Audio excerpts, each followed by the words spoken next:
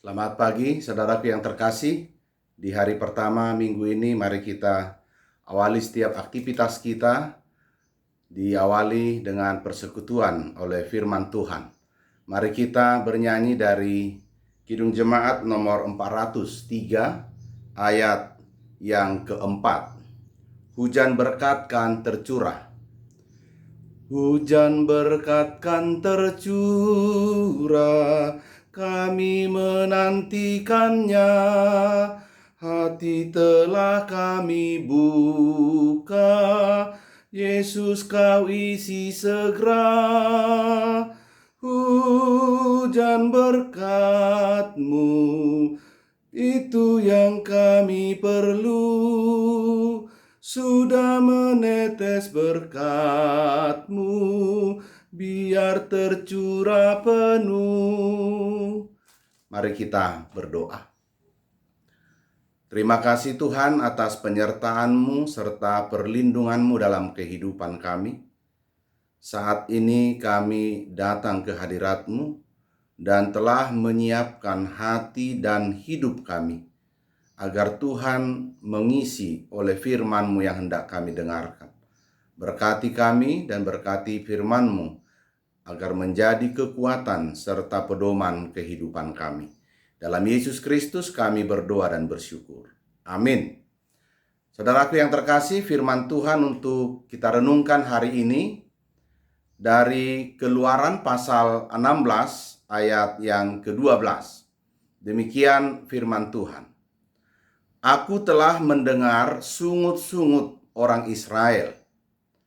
Katakanlah kepada mereka, pada waktu senja kamu akan makan daging, dan pada waktu pagi kamu akan kenyang makan roti.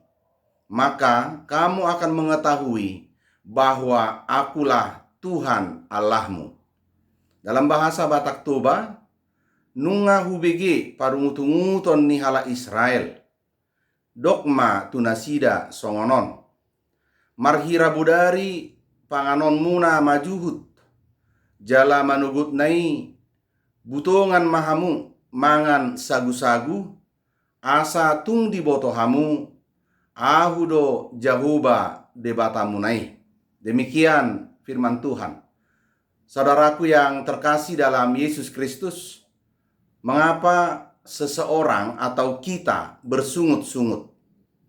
Pada umumnya, sungut-sungut disebabkan oleh ketidaksetujuan terhadap sesuatu hal atau keadaan, sebab tidak seperti yang kita harapkan atau kita inginkan.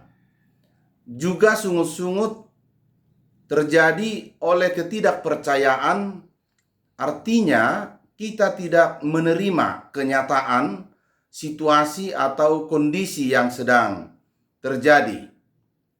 Dan juga sungut-sungut terjadi dikarenakan oleh ketidakdewasaan cara berpikir, bahkan ketidakdewasaan iman yang kita miliki dalam menghadapi masa-masa sulit di dalam kehidupan ini.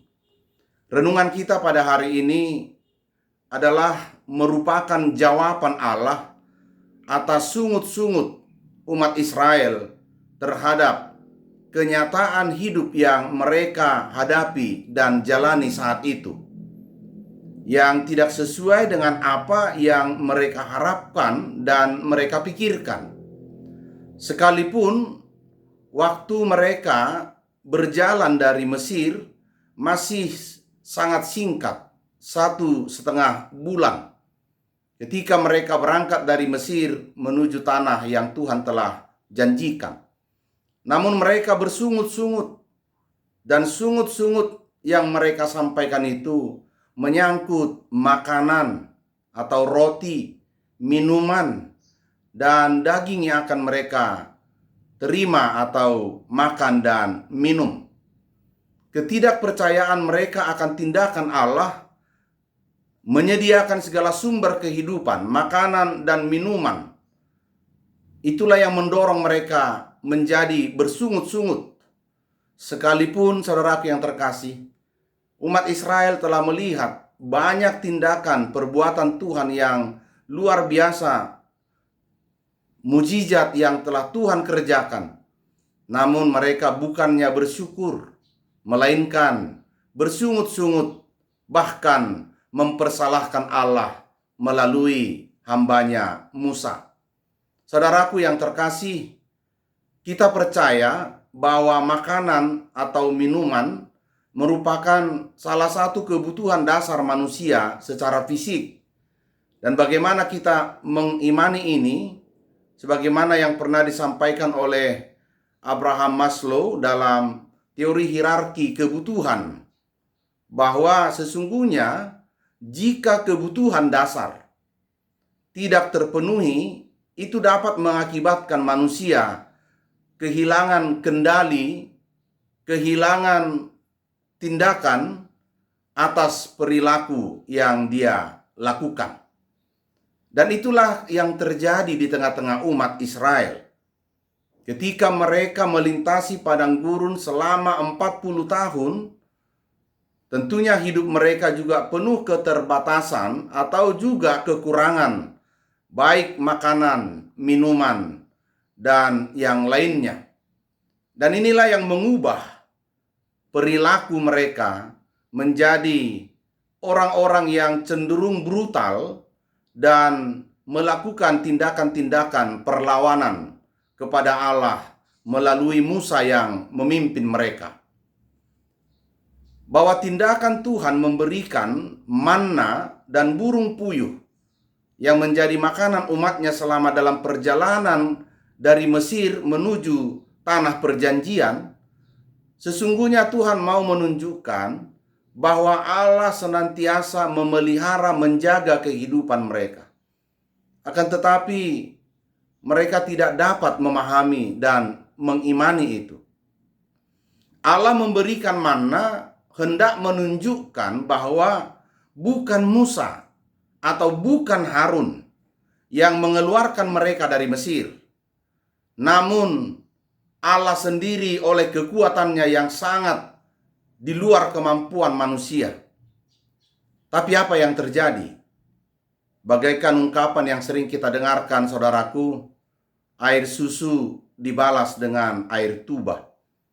Kebaikan serta pemeliharaan Allah dibalas dengan sungut-sungut, bahkan dengan provokasi-provokasi yang menjadikan umat itu semakin jauh dan menentang Allah. Bahkan seolah-olah mereka tidak lagi memiliki iman, kepercayaan kepada Allah. Apa yang menyebabkan ini?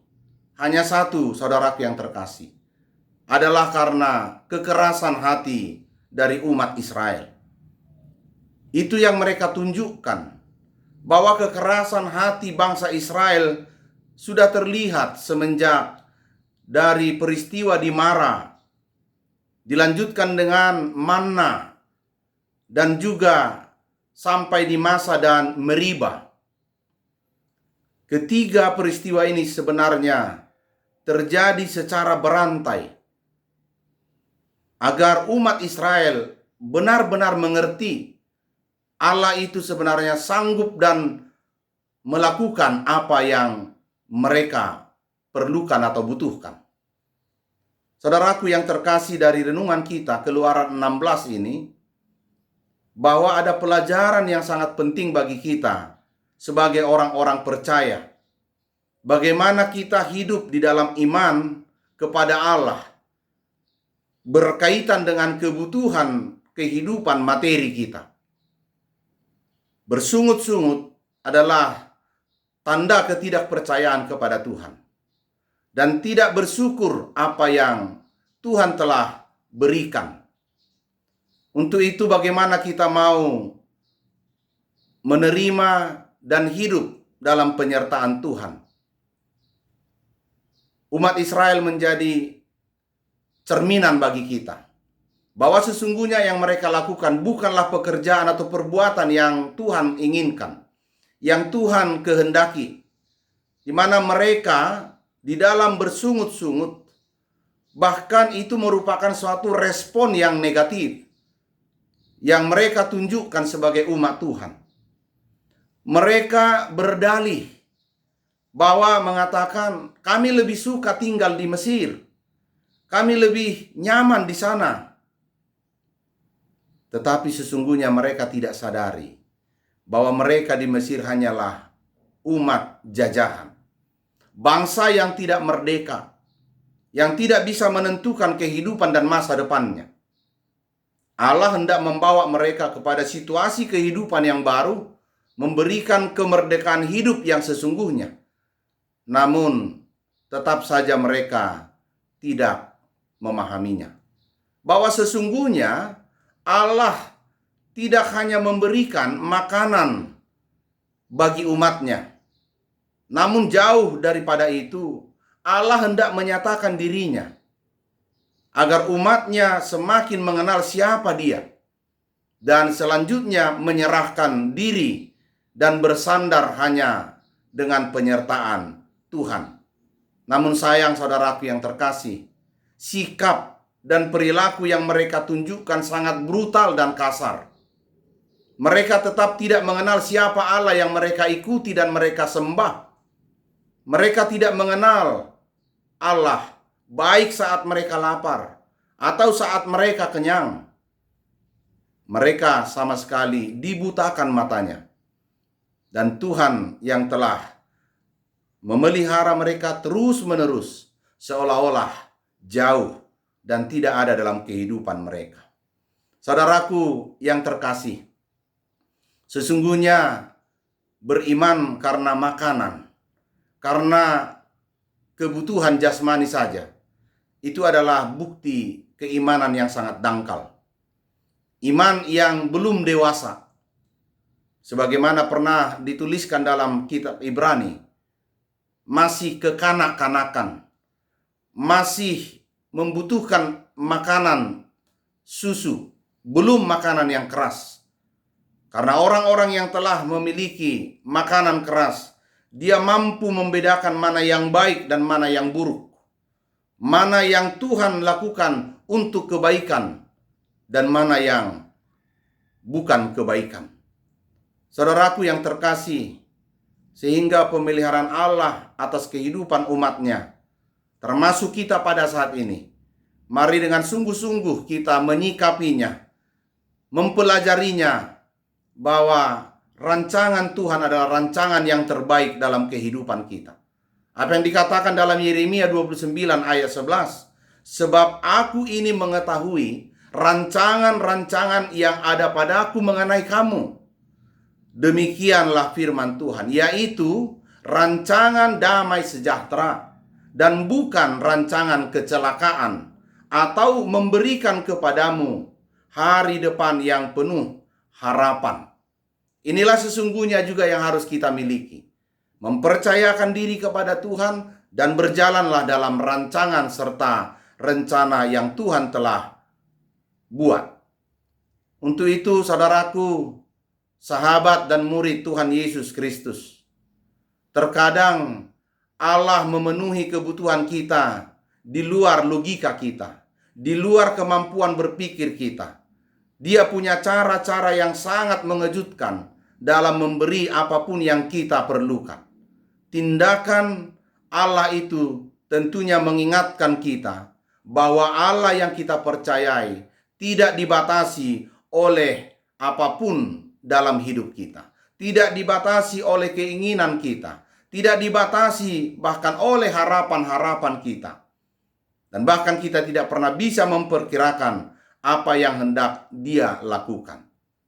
Sementara kita mengharapkan tindakan perbuatan pertolongan Tuhan, marilah kita memusatkan hati dan pikiran kita selalu percaya dan berserah kepadanya. Menjauhkan diri dari hal-hal yang memiliki pikiran-pikiran negatif, berprasangka buruk.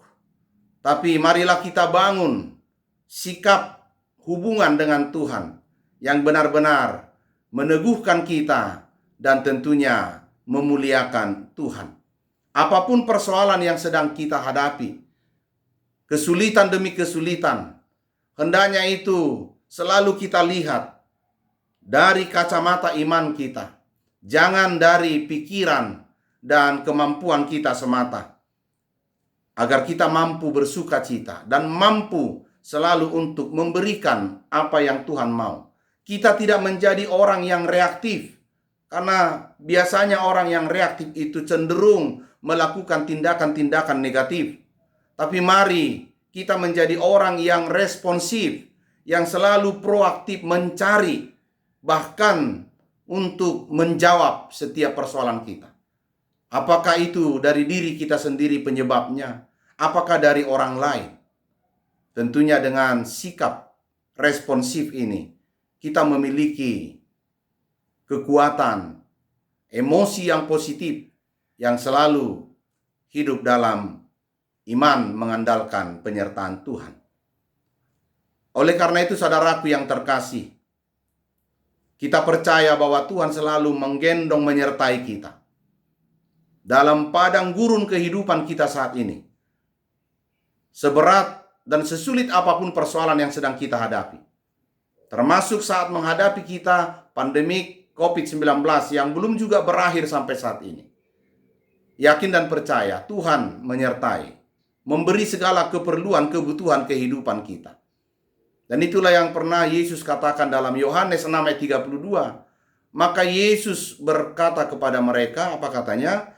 Aku berkata kepadamu, sesungguhnya bukan Musa yang memberikan kamu roti dari sorga, melainkan Bapakku yang memberikan kamu roti yang benar dari sorga.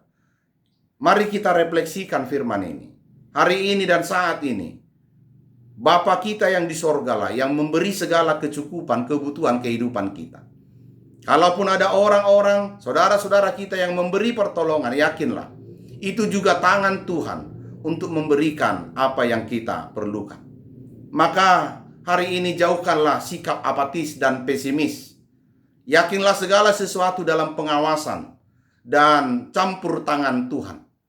Maka saat kita menghadapi masa sulit, jangan pernah menyalahkan orang lain.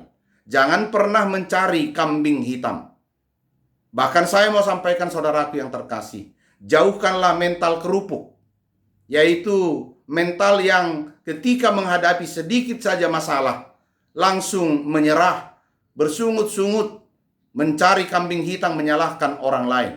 Akan tetapi, milikilah pikiran yang positif, berjiwa besar dalam menghadapi setiap persoalan, dan bertindaklah secara proaktif, selalu mencari solusi atau jalan keluar.